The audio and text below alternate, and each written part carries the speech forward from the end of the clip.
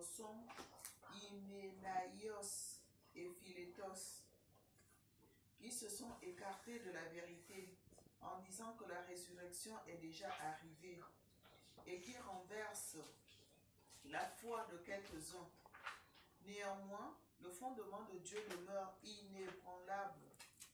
Ayant ce sceau, le Seigneur connaît ceux qui sont à lui, et quiconque invoque le nom du Seigneur, qu'il s'éloigne de l'injustice. Amen. Amen.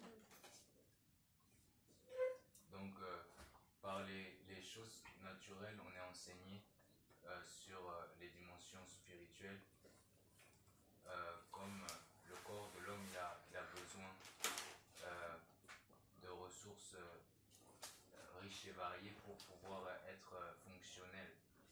Je pense par exemple au magnésium, je pense aux vitamines, je pense au fer, et le but de nos rassemblements, c'est au travers de nos vies sanctifiées par l'Esprit, nous pouvons nous édifier les uns les autres par des expériences qui nous amènent à grandir.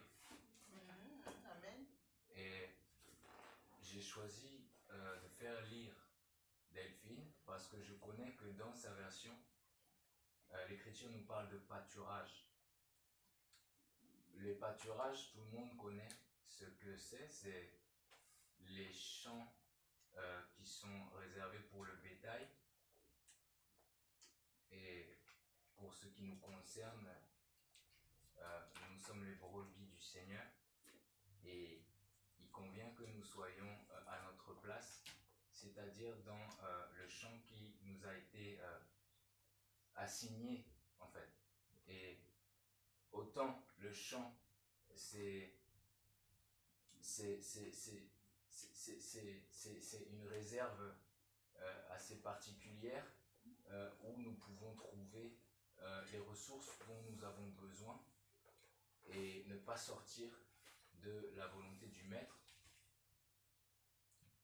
Autant on peut dire que nous sommes ce champ. D'ailleurs, Paul le dit dans 1 Corinthiens chapitre 3 verset 9. Nous sommes le champ du Seigneur. Et un champ sans son bétail, c'est un champ qui est sans qui n'a pas de sens. Le champ, c'est pour le bétail. Voilà.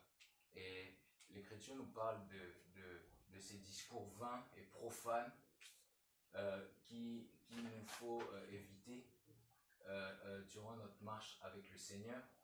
Ils sont de plus en plus fréquents, ces discours.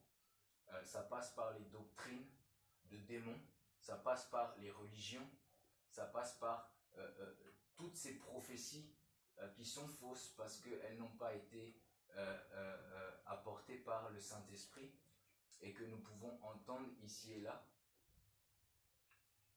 Il convient que nous soyons attentifs. Et quand il est question du pâturage ici, j'insiste sur ce point parce que vous savez, la Bible, elle présente plusieurs dimensions. Il y a par exemple, il y a le champ physique, charnel, naturel. Il y a aussi le champ spirituel. Il y a les enfants du Seigneur que nous sommes. Il y a aussi les enfants du malin. Il y a la race élue et il y a l'ivraie. Et là, ici, on parle de pâturage que trouveront ceux qui se laisseront emporter par ces discours vains et profanes. Et d'ailleurs, dans 2 Thessaloniciens chapitre 2, l'apôtre Paul dit que à cause de la puissance de la séduction qui règne dans les temps dans lesquels nous sommes, c'est-à-dire des temps apostates, énormément de gens se laisseront emporter par cette séduction-là, parce qu'ils n'ont pas connu, parce qu'ils n'ont pas reçu l'amour de la vérité pour être sauvés. Donc je vais abréger, c'est une courte exhortation. Vous savez, le pâturage, c'est vraiment formel, c'est une assignation assez particulière et c'est le Seigneur qui la délimite. cette assignation, c'est lui-même qui, avant les temps éternels, l'avait déjà choisi, parce que nous n'avons pas été créés sans qu'il y ait déjà ce chemin tracé pour nous. Le Seigneur connaît les projets qu'il a pour nous avant que nous soyons sortis du sein de notre mère. Il avait déjà prévu et nous suivons ses traces tout simplement. Et ce pâturage-là, nous devons être conscients que nous sommes dans ce pâturage. C'est-à-dire, nous devons avoir en nous cette conviction que nous sommes à notre place.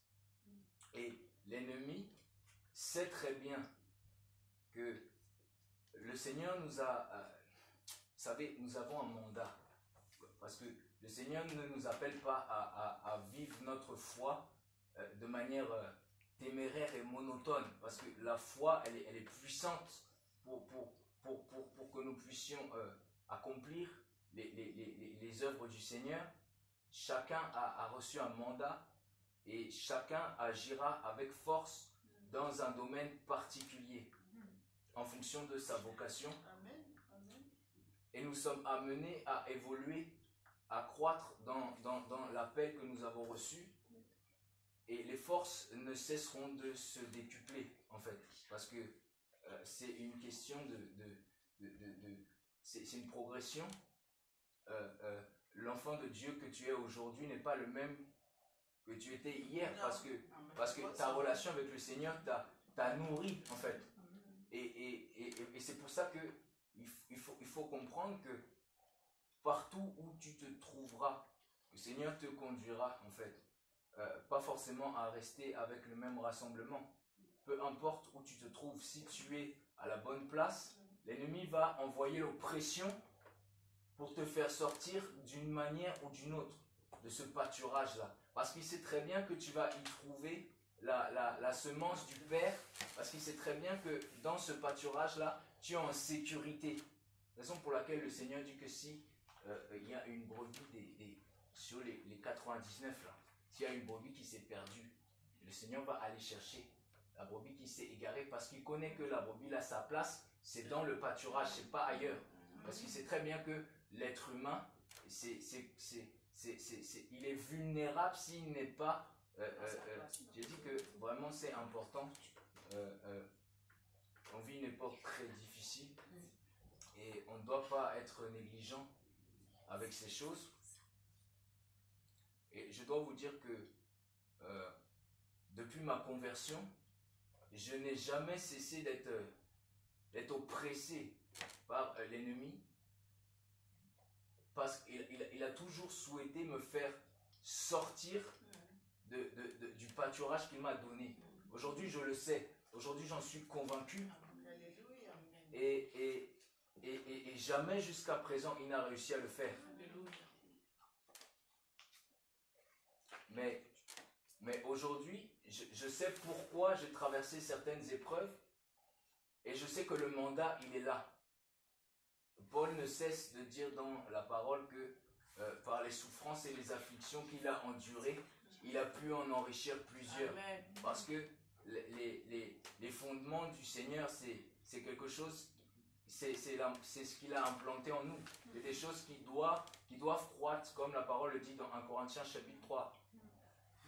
Verset 7, n'est-ce pas? Il dit que ce n'est pas celui qui plante ni celui qui arrose qui sont quelque chose, mais c'est le Seigneur qui donne l'appoissement. Et je veux lui rendre grâce ce soir. Je veux témoigner.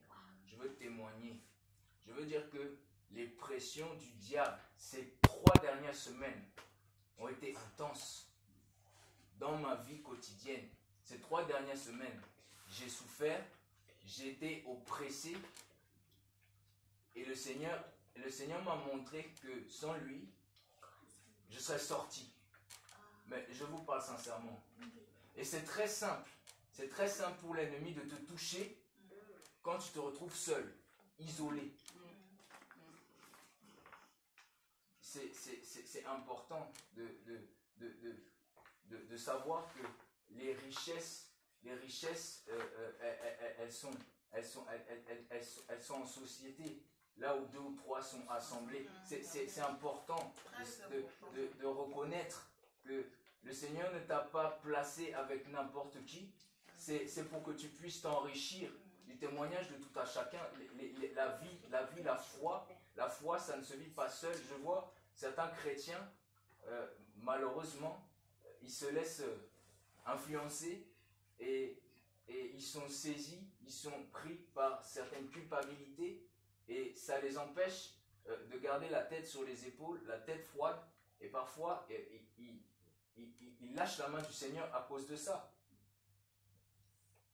Dans ce passage, Paul parle de 2 hommes en particulier qui enseignent des choses qui ne conviennent pas, en disant que la résurrection est déjà arrivée. Et certaines personnes, à cause de leur témoignage, se sont écartées de la foi.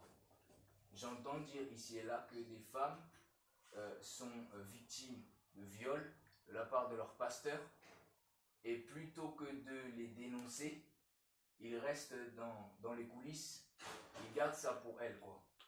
Ça arrive beaucoup, c'est de plus en plus fréquent. Parfois même elles tombent enceintes de ces hommes. Mais à cause de la honte qu'elles ont et la peur de ne pas être prises au sérieux, ces hommes, ils persévèrent dans leur égarement jusqu'au jour où le Seigneur va les exposer. Mais c'est pourquoi Paul n'avait pas honte de citer leur nom. Parce qu'il savait que c'était des hommes qui étaient finalement conscients de ce qu'ils faisaient. Des hommes qui étaient conscients de leur choix, résolus, qui ne s'étaient pas repentis et qui ne souhaitaient pas se repentir.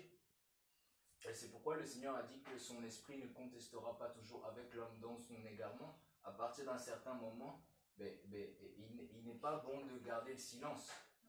Et il faut dénoncer, tout simplement, Paul le dit, Ephésiens 5, dit que ne participez pas aux œuvres infructueuses et stériles des ténèbres, au contraire, dénoncez-les, parce que c'est parce que les œuvres des ténèbres sont dénoncées que les uns et les autres, on peut s'enquérir de ces témoignages-là qui ne sauront qu'enrichir notre foi. C'est pourquoi je vous dis que ce rassemblement ici-là, j'ai failli le quitter plus d'une fois. Non pas parce que j'ai quelque chose à reprocher à qui que ce soit ici présent, sinon je l'aurais dit, mais parce que l'ennemi, la pression de l'ennemi, pour moi c'est ça en particulier, c'est pourquoi je vous le partage. Chacun on est amené à vivre des épreuves qui seront différentes, mais c'est pour notre bien, pour qu'on puisse grandir, pour qu'on puisse savoir que le Seigneur est là, il nous tient par la main, simplement que le Seigneur soit béni en tout cas.